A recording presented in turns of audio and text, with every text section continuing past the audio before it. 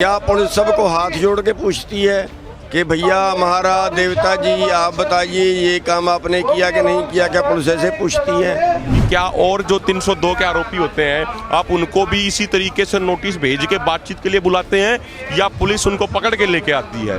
चाह पियाई जाती है, बिस्कुट खुआए जाते ने, खाना पूछा जा रहा है। ਇਹਦਾ मतलब की निकलेगा? ਇਹਦਾ मतलब की वो मुजरम ਮੰਨਿਆ जा रहा है?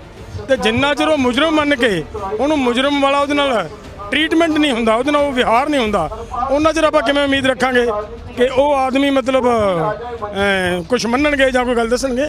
ये घटना नहीं थी, ये किसानों का नरसंहार था। ਜਾਬਰ ਸਰਕਾਰ ਦੇ ਖਿਲਾਫ ਲੋਕਾਂ ਦੇ ਮਨਾਂ 'ਚ ਰੋਹ ਹੈ ਔਰ ਇਹ ਆਉਣ ਵਾਲੇ ਸਮੇਂ ਦੇ ਵਿੱਚ ਸਰਕਾਰ ਜੋਗੀ ਸਰਕਾਰ ਔਰ ਮੋਦੀ ਸਰਕਾਰ ਨੂੰ ਭੁਗਤਣਾ ਪਏਗਾ।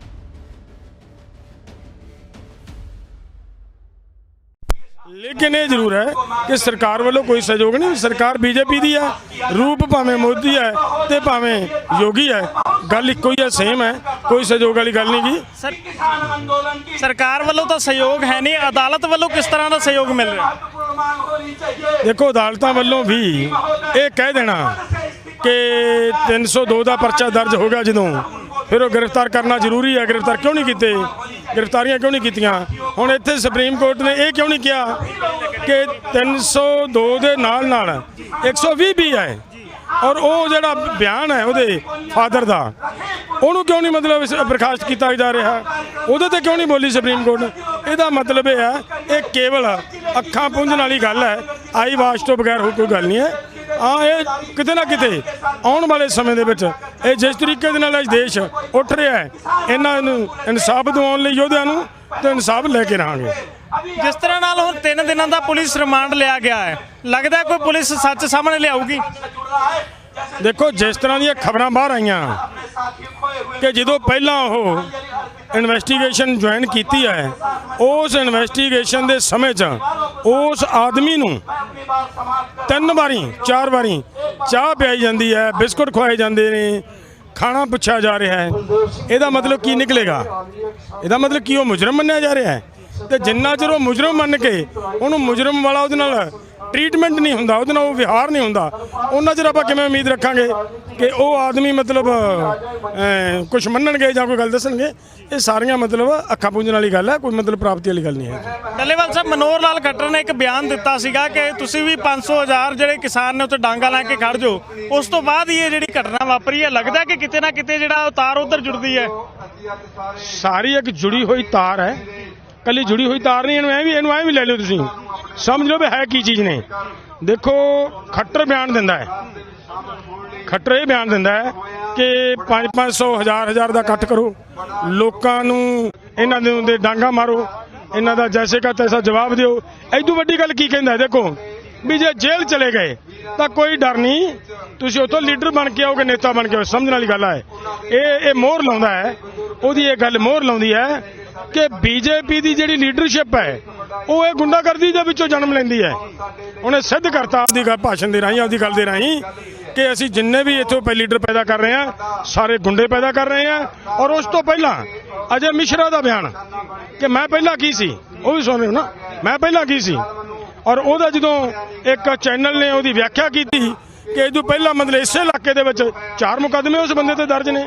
और जे ये सारा कुछ है तो फिर अपने आप ही तुसीं की सोचोगे? तुसीं इन्हां तो किस तरह की आपां उम्मीद करांगे कि इन्हां दा बयानबाजी जिहड़ी वो गुंडागर्दी गुंडा राज बनाउण दी गल है और इहदे ते खड़े ने बीजेपी ने। बहुत बहुत धन्यवाद। तो साडे नाल किसान आगू मनजीत सिंह राय भी हाज़र ने, उन्हां नाल भी गलबात करांगे ते होर भी किसान आगूआं दे नाल गलबात करांगे। राय साहब, किवें देखते हो अज श्रद्धांजलि जिहड़ी दित्ती जा रही है, किवें देखते हो प्रशासन की कार्रवाई नूं, अदालत की कार्रवाई नूं? इंसाफ मिलेगा या नहीं मिलेगा, की उम्मीद रखते हो? देखो ये साडी कौम के योधे सन जिहड़े शहीद होए ने, पहलां तां उन्हां नूं झुक के सलाम करते हैं, उन्होंने श्रद्धांजलि अर्पित करना है। और मैं दूसरा ये गल कहांगा भी जिहड़ी ये सरकार है, ये सरकार इंसाफ देने वाली नहीं है, ਇਹ ਹੁਣ ਦਬਾਅ 'ਚ ਆ ਕੇ ਉਹਦੀ ਅਰੈਸਟ ਹੋਈ ਹੈ ਤੇ ਅਸੀਂ ਹੱਲੇ ਸਾਡੀ ਮੰਗ ਹੈ ਕਿ ਜਿਹੜਾ ਮੰਤਰੀ ਹੈ ਉਹਦਾ ਮੰਤਰੀ ਪਦ ਵੀ ਉਹ ਤੋਂ ਲਿਆ ਜਾਵੇ ਔਰ ਜੇ ਨਹੀਂ ਲੈਂਦੇ ਤਾਂ ਸੰਘਰਸ਼ ਕਰਾਂਗੇ। ਅਸੀਂ ਅੰਦੋਲਨ ਦੇ ਵਿੱਚ ਹੈਗੇ ਆ, ਅੰਦੋਲਨ ਨੂੰ ਹੋਰ ਤਿੱਖਾ ਕਰਾਂਗੇ। ਇਹਨਾਂ ਨੂੰ ਇੱਕ ਇੱਕ ਪਰਿਵਾਰ ਨੂੰ ਇਨਸਾਫ ਲੈ ਕੇ ਦੇਵਾਂਗੇ, ਸਾਰੇ ਪਰਿਵਾਰਾਂ ਨੂੰ। ਔਰ ਇਹ ਸਾਡੇ ਪੁੱਤਰ ਸਨ, ਸਾਡੇ ਧੀਆਂ ਪੁੱਤਰ ਜਿਹੜੇ ਇਹਦੇ ਵਿੱਚ ਸ਼ਹੀਦ ਹੋ ਰਹੇ ਨੇ, ਖਾਸ ਕਰ ਇਹ ਜਿਹੜੇ ਇੱਥੇ ਯੋਧੇ 5 ਸ਼ਹੀਦ ਹੋਏ ਆ, ਉਹ ਸਾਡੇ ਭੈਣਾਂ ਭਾਈ ਸਾਡੇ ਬੱਚੇ ਸ਼ਹੀਦ ਹੋਏ ਆ ਤੇ ਉਹਨਾਂ ਦੇ ਨਾਲ ਬਿਲਕੁਲ ਕੰਧੇ ਨਾਲ ਕੰਧਾ ਲਾ ਕੇ ਪਰਿਵਾਰਾਂ ਨਾਲ ਖੜੇ ਆ। ਪੂਰਾ ਸੰਯੁਕਤ ਮੋਰਚਾ ਖੜਾ। ਅੱਜ ਤੁਸੀਂ ਵੇਖਿਆ ਹੋਊਗਾ ਸਾਰਾ ਸੰਯੁਕਤ ਮੋਰਚਾ ਇੱਥੇ, ਸਾਰੀ ਲੀਡਰਸ਼ਿਪ ਜਿਹੜੀ ਉਹ ਹਾਜ਼ਰ ਹੈ। ਕਿਸਾਨ ਮੋਰਚੇ ਨੇ ਜਿਸ ਤਰ੍ਹਾਂ ਮਿਸ਼ਨ ਯੂਪੀ ਦਾ ਪਹਿਲਾਂ ਹੀ ਐਲਾਨ ਕੀਤਾ ਹੋਇਆ ਹੈ, ਰੈਲੀ ਵੀ ਹੁਣ ਜਿਹੜੀ 26 ਤਰੀਕ ਦੀ ਜਿਹੜੀ ਰੱਖ ਲਈ ਗਈ ਹੈ ਲਖਨਊ ਦੇ ਵਿੱਚ, ਤਾਂ ਕੀ ਲੱਗਦਾ ਹੈ ਯੂਪੀ ਦੇ ਇਲੈਕਸ਼ਨਾਂ ਦੇ ਉੱਤੇ ਇਸ ਘਟਨਾ ਦਾ ਕੋਈ ਪ੍ਰਭਾਵ ਪਊਗਾ? ਦੇਖੋ ਇਹ ਵੱਡਾ ਪ੍ਰਭਾਵ ਪਏਗਾ। ਅੱਜ ਜਿਹੜੇ ਇੱਥੇ ਯੂਪੀ ਦੇ ਵਸਿੰਦੇ ਨੇ ਸਾਰੇ, ਉਹ ਵੀ ਡਟ ਕੇ ਖੜੇ ਨੇ ਨਾਲ। ਸਾਰਿਆਂ ਨੇ ਕਿਹਾ ਵੀ ਇਹ ਤਸ਼ੱਦਦ ਹੈ, ਇਹ ਰੋਂਗ ਦੇਣਾ, ਗੱਡੀਆਂ ਦੇ ਥੱਲੇ ਕੁਚਲ ਦੇਣਾ, ਇਹ ਵੱਡਾ ਤਸ਼ੱਦਦ ਹੈ। ਤੋਂ ਵੱਡਾ ਤਸ਼ੱਦਦ ਕੋਈ ਹੋ ਨਹੀਂ ਸਕਦਾ। ਸੋ ਇਹ ਜਾਬਰ ਸਰਕਾਰ ਦੇ ਖਿਲਾਫ ਲੋਕਾਂ ਦੇ ਮਨਾਂ 'ਚ ਰੋਹ ਹੈ ਔਰ ਇਹ ਆਉਣ ਵਾਲੇ ਸਮੇਂ ਦੇ ਵਿੱਚ ਸਰਕਾਰ, ਜੋਗੀ ਸਰਕਾਰ ਔਰ ਮੋਦੀ ਸਰਕਾਰ ਨੂੰ ਭੁਗਤਣਾ ਪਏਗਾ। ਬਿਲਕੁਲ, ਬਹੁਤ ਬਹੁਤ ਧੰਨਵਾਦ ਰਾਏ ਸਾਹਿਬ। ਤਾਂ ਸਾਡੇ ਨਾਲ ਹੋਰ ਕਿਸਾਨ ਆਗੂ ਵੀ ਹਾਜ਼ਰ ਨੇ, ਉਹਨਾਂ ਨਾਲ ਵੀ ਗੱਲਬਾਤ ਕਰਾਂਗੇ। ਸਰ, ਕੀ ਕਹਿਣਾ ਚਾਹੋਗੇ ਅੱਜ ਦੇ ਮੌਕੇ ਤੇ? ਅੱਜ ਜਿਹੜੀ ਤੁਹਾਨੂੰ ਕੀ ਲੱਗਦਾ ਹੈ ਜਿਹੜਾ ਅਦਾਲਤ ਵੱਲੋਂ ਫੈਸਲਾ ਸੁਣਾਇਆ ਗਿਆ ਹੈ, 3 ਦਿਨਾਂ ਦਾ ਰਿਮਾਂਡ ਦਿੱਤਾ ਗਿਆ ਪੁਲਿਸ ਰਿਮਾਂਡ, ਪਰ ਉਹਦੇ ਵਿੱਚ ਇੱਕ ਸ਼ਰਤ ਰੱਖੀ ਗਈ ਹੈ ਕਿ ਜਿਹੜਾ ਆਸ਼ੀਸ਼ ਮਿਸ਼ਰਾ ਹੈ ਉਸ ਨੂੰ ਹੱਥ ਨਹੀਂ ਲਗਾਏਗੀ ਪੁਲਿਸ, ਟੌਰਚਰ ਨਹੀਂ ਕਰੇਗੀ ਪੁਲਿਸ, ਦੂਰੋਂ ਹੀ ਉਸ ਤੋਂ ਸਵਾਲ ਜਵਾਬ ਕੀਤੇ ਜਾਣਗੇ। ਦੇਖੋ ਇਹ ਤਾਂ ਪਹਿਲੇ ਦਿਨ ਤੋਂ ਹੀ ਪਤਾ, ਜਿਹੜੀ ਬੀਜੇਪੀ ਦੀ ਪਾਲਿਸੀ ਸੀ ਪੂਰੀ, ਜਿਹੜੀ ਹੈ ਸਰਕਾਰ ਆ ਕੇਂਦਰ ਸਰਕਾਰ, ਉਹਦੀ ਮਦਦ ਮਿਲੀ ਭੁਗਤ ਨਾਲ ਕੰਮ ਹੋ ਰਿਹਾ ਆ। ਨਹੀਂ ਤਾਂ 302 ਦਾ ਪਰਚਾ, ਇੰਨੇ ਪ੍ਰੂਫ, ਇੰਨੇ ਵਿਟਨੈਸ, ਇੰਨੀਆਂ ਵੀਡੀਓ ਸਾਹਮਣੇ ਆਈਆਂ। ਅੱਜ ਤੱਕ ਮੈਂ ਤਾਂ ਭਾਵੇਂ ਉਹਨੂੰ ਹਿਰਾਸਤ ਵਿੱਚ ਲੈ ਲਿਆ, ਪਰ ਉਹਨੂੰ ਹਿਰਾਸਤ ਨਹੀਂ, ਇੱਕ ਉਹ ਪ੍ਰੀ ਪਲੈਨਿੰਗ ਦੇ ਹਿਸਾਬ ਨਾਲ ਲਵਾਂਗੇ। ਜਿੰਨਾ ਚਿਰ ਉਹਦਾ ਜਿਹੜਾ ਪਿਤਾ ਆ ਉਹ ਕੇਂਦਰੀ ਮੰਤਰੀ ਮੰਡਲ 'ਚ ਬੈਠਾ ਆ, ਮੰਤਰੀ ਮੰਡਲ 'ਚ ਬੈਠਾ, ਉਹਨਾਂ ਚਿਰ ਕੁਝ ਨਹੀਂ ਹੋਣਾ ਜਿੰਨਾ ਚਿਰ ਉਹਦਾ ਅਸਤੀਫਾ ਨਹੀਂ ਦਿੰਦਾ। ਇਹਦੇ ਤੇ ਸਾਨੂੰ ਕਾਰਵਾਈ ਦੀ ਕੋਈ ਪੂਰੀ ਉਮੀਦ ਨਹੀਂ ਹੈ, ਇਨਸਾਫ ਦੀ ਕੋਈ ਉਮੀਦ ਨਹੀਂ ਗੀ। ਜਿਹੜੇ ਅਜੇ ਮਿਸ਼ਰਾ ਨੇ, ਉਹ ਕਈ ਵਾਰ ਉਹਨਾਂ ਨੇ ਮੁਲਾਕਾਤ ਜਿਹੜੀ ਆ ਅਮਿਤ ਸ਼ਾਹ ਹੋਰਾਂ ਦੇ ਨਾਲ ਵੀ ਕੀਤੀ ਹੈ। ਕਿਹਾ ਜਾਂਦਾ ਹੈ ਕਿ ਅਮਿਤ ਸ਼ਾਹ ਹੋਰਾਂ ਤੋਂ ਬਾਅਦ ਕੇਂਦਰੀ ਗ੍ਰਹਿ ਰਾਜ ਮੰਤਰੀ ਨੇ ਅਜੇ ਮਿਸ਼ਰਾ ਦੂਜੇ ਨੰਬਰ ਤੇ ਮੰਨੇ ਜਾਂਦੇ ਨੇ ਦੇਸ਼ ਵਿੱਚ, ਜਿਹੜੀ ਉਹਨਾਂ ਦੀ ਪਾਵਰ ਮੰਨੀ ਜਾਂਦੀ ਹੈ। ਤਾਂ ਲੱਗਦਾ ਹੈ ਕਿ ਉਹਨਾਂ ਨੂੰ ਬਚਾਉਣ ਦੀ ਕਿਤੇ ਨਾ ਕਿਤੇ ਜਿਹੜੀ ਅਮਿਤ ਸ਼ਾਹ ਵੱਲੋਂ ਵੀ ਕੋਸ਼ਿਸ਼ ਕੀਤੀ ਜਾਵੇਗੀ। ਬਿਲਕੁਲ ਜੀ, ਕੀਤੀ ਜਾ ਰਹੀ ਆ, ਕਰਨਗੇ ਨਹੀਂ, ਕੀਤੀ ਜਾ ਰਹੀ ਆ। ਜੇ ਉਹਨੇ ਇਹ ਕੰਮ ਕਰਨਾ ਹੁੰਦਾ, ਪਹਿਲਾਂ 2-3 ਮੀਟਿੰਗਾਂ, ਸਾਰੀਆਂ ਸਲਾਹ ਮਸ਼ਵਰਾ ਪਲੈਨਿੰਗ ਕਰਕੇ ਉਹਨੇ ਆਤਮ ਸਮਰਪਣ ਕੀਤਾ ਆ, ਨਾ ਕਿ ਪਹਿਲਾਂ ਉਹਨਾਂ ਨੇ ਆ ਕੇ, ਜੇ ਕਾਨੂੰਨ ਦਾ ਉਹਨਾਂ ਨੂੰ ਡਰ ਹੁੰਦਾ ਫਿਰ ਤਾਂ ਪਹਿਲੇ ਦਿਨ ਹੀ ਆ ਕੇ ਪੁਲਿਸ ਦੀ ਪਕੜ 'ਚ ਆਉਂਦੇ, ਜੇ ਪੁਲਿਸ ਉਹਨੂੰ ਫੜਨਾ ਚਾਹੁੰਦੀ। ਪਰ ਅਸੀਂ ਸੰਯੁਕਤ ਮੋਰਚਾ, ਜਿਹੜਾ ਸਾਡੇ ਪਰਿਵਾਰ ਦੇ ਆ 5 ਮੈਂਬਰ ਸ਼ਹੀਦ ਹੋਏ ਆ, ਉਹਨਾਂ ਦੀ ਸ਼ਹਾਦਤ ਅਸੀਂ ਜਾਇਆ ਨਹੀਂ ਜਾਣ ਦੇਵਾਂਗੇ ਜਦ ਤੱਕ ਜਿਹੜਾ ਆ ਸਾਨੂੰ ਉਹਨਾਂ ਦੇ ਪਰਿਵਾਰਾਂ ਨੂੰ ਪੂਰਾ ਇਨਸਾਫ ਨਹੀਂ ਮਿਲ ਜਾਂਦਾ, ਉਹਦੇ ਪਿਤਾ ਜਿਹੜਾ ਆ ਮੰਤਰੀ ਮੰਡਲ 'ਚੋਂ ਬਾਹਰ ਨਹੀਂ ਕੀਤਾ ਜਾਂਦਾ ਤੇ ਉੱਤੇ ਪੂਰੀ ਤਰ੍ਹਾਂ ਉਹ ਸਜ਼ਾ ਜ਼ਾਬਤਾ ਨਹੀਂ ਹੋ ਜਾਂਦਾ। ਉੱਤੇ ਸੰਯੁਕਤ ਮੋਰਚਾ ਪੂਰਾ ਆਪਣਾ ਜਿਹੜਾ ਆ ਲੜਾਈ ਲੜਦਾ ਰਹੇਗਾ। ਬਹੁਤ ਬਹੁਤ ਧੰਨਵਾਦ ਜੀ। ਤਾਂ ਲਗਾਤਾਰ ਕਿਸਾਨ ਆਗੂਆਂ ਦੇ ਨਾਲ ਗੱਲਬਾਤ ਕਰ ਰਹੇ ਹਾਂ, ਤੁਹਾਨੂੰ ਹੋਰ ਵੀ ਕਿਸਾਨਾਂ ਦੇ ਨਾਲ ਰੂਬਰੂ ਕਰਵਾਉਂਦੇ ਹਾਂ। ਸਾਡੇ ਨਾਲ ਨੌਜਵਾਨ ਕਿਸਾਨ ਆਗੂ ਅਭਿਮਨਿਊ ਕਹਾੜ ਜੀ ਹਾਜ਼ਰ ਨੇ, ਉਹਨਾਂ ਨਾਲ ਵੀ ਗੱਲਬਾਤ ਕਰਾਂਗੇ। ਸਰ, ਜੋ ਘਟਨਾ ਲਖੀਮਪੁਰ ਖੀਰੀ ਦੇ ਵਿੱਚ ਹੋਈ ਹੈ, ਉਸ ਤੋਂ ਬਾਅਦ ਕਿਸ ਤਰ੍ਹਾਂ ਦਾ ਰਿਐਕਸ਼ਨ ਹੈ ਤੁਹਾਡਾ? ਪ੍ਰਸ਼ਾਸਨ ਦੀ ਕੀ ਕਾਰਵਾਈ है, किस तरह नाल तुसी ये सारी घटना? देखिए, सबसे पहले तो मेरा इस बात पे ऐतराज़ है, मैं बड़े मान सम्मान के साथ ये कहना चाहता हूँ कि आप इसे घटना मत बोलिए। घटना तो एक सिंपल चीज़ हो जाती है, ये घटना नहीं थी, ये किसानों का नरसंहार था, ये किसानों का जीनोसाइड था एक तरीके से। इस तरीके का एक कोल्ड ब्लडेड मर्डर जो हुआ है, इसको एक साधारण घटना नहीं बोला जाना चाहिए। जहाँ तक बात है प्रशासन के रोल की, तो देखिए, जो हमने मांग की थी कि आशीष मिश्रा की गिरफ्तारी हो, उसके पिता की बर्खास्तगी और गिरफ्तारी होनी चाहिए, तो अभी सिर्फ उसके बेटे की गिरफ्तारी हुई है। और जो बेटे की गिरफ्तारी का भी तरीका था, पहले नोटिस दिए गए, तो उस पर माननीय सुप्रीम कोर्ट ने भी सवाल उठाया था कि क्या और जो 302 के आरोपी होते हैं, आप उनको भी इसी तरीके से नोटिस भेज के बातचीत के लिए बुलाते हैं या पुलिस उनको पकड़ के लेके आती है? तो पूरा जो प्रशासन का जो एक रवैया था वो उचित नहीं था।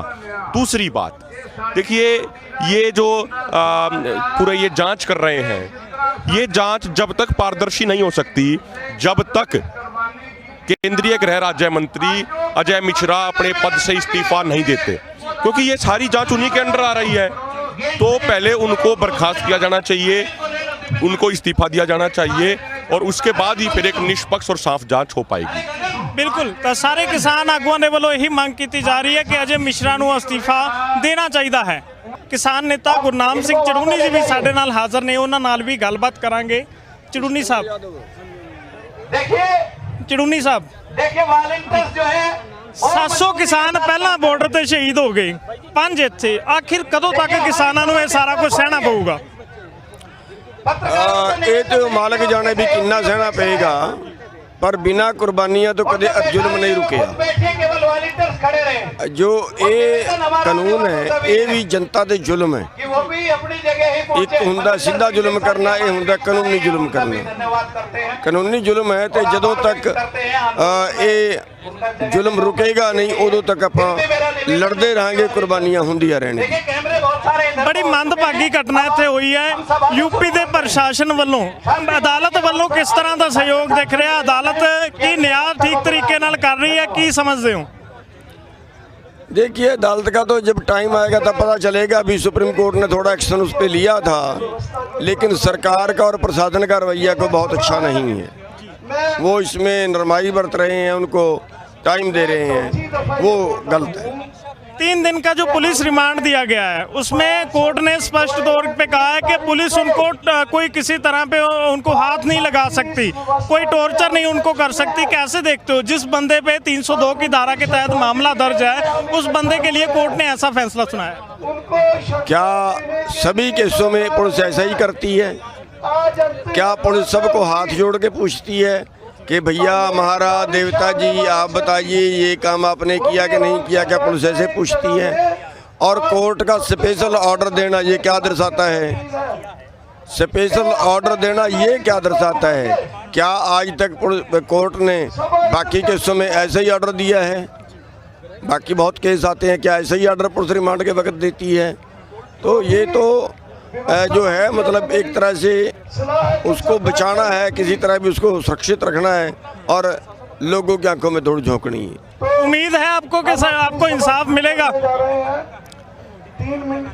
जब तक इंसाफ नहीं मिलेगा तब तक लड़ेंगे तो जरूर। मिलेगा नहीं मिलेगा तो परमात्मा को पता है, लेकिन हमारा फर्ज लड़ना है, तब तक लड़ते रहेंगे जब तक इंसाफ नहीं मिलता।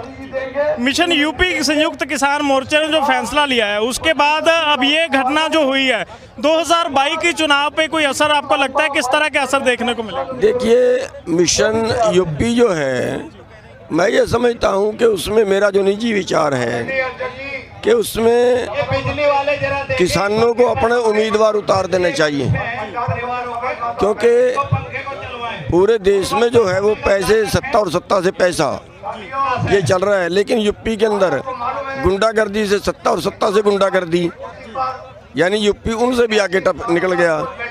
तो राजनीति दूषित होगी, गंदी होगी। उस राजनीति में अच्छे लोगों को भेजने की ज़रूरत है, और वो अच्छे लोग जो हैं वो जो नए लोग होंगे, जो आंदोलनकारी होंगे, या ये कह लीजिए कि जो पके पकाए राजनेता हैं वो दूषित हो गए हैं, उनके मन दूषित हो गए, उनको बदलने की ज़रूरत है। 3 दिन का जो पुलिस रिमांड पे दिया गया है, तो क्या लगता है कि 3 दिनों में कोई सच्चाई सामने आएगी? कुछ जनता के सामने कुछ पुलिस कुछ निकाल सकेगी उसमें से कुछ सच? लिपा पोती करेंगे और क्या करेंगे, ये कुछ बहुत ज़्यादा उम्मीद नहीं है। पहली बात तो ये है कि जो मंत्री है उस मंत्री को अभी तक गिरफ्तार नहीं किया गया। सबसे बड़ा मुजरम तो वही है, शुरू तो उसी ने किया, सबसे बड़ा मुजरम तो वो है, और सबसे बड़े मुजरम का तो कोई गिरफ्तारी का नाम ही नहीं है। तो सबसे पहले तो उसको गिरफ्तार करना चाहिए। अगर पुलिस कोई कार्रवाई नहीं करती, अदालत वालों तो इंसाफ नहीं मिलता, तो फिर अगला फैसला तो क्या होगा? देखिए, तो अभी मंच से कोई घोषणा होगी सबकी राय से कि क्या अगला कार्यक्रम क्या होगा, अगला आंदोलन क्या होगा। जैसे वहाँ से होगा वैसे सभी करेंगे। बहुत बहुत धन्यवाद जी। तो गुरनाम सिंह चड़ूनी जी नाल गलबात कीती है, कोशिश करांगे ਜਿਹੜੇ ਹੋਰ ਵੀ ਇੱਥੇ ਜਿਹੜੇ नेता पहुंचे रहे उन्हां नाल भी ਤੁਹਾਨੂੰ रूबरू करवा सकीए।